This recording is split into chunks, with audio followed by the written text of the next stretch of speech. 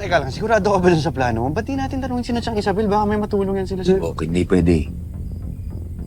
Hindi natin sila pwedeng mahayaan na mapahamak dito. Kailangan natin silang ingatan. Lalo na si Elsie. Oh, pero ako, okay lang na idamay mo. Ganun. No, indamay, ikaw nga pulis dito, di ba?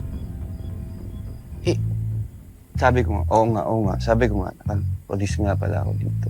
Oo. Sige, cool. Game. Nak! Ciao. Ciao. Ay.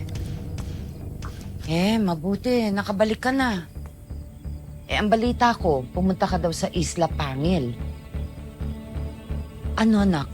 Kumusta na ang lagay nila doon? Totoo bang naapektuhan na ang isla dahil sa pagkawala ng ubtaw?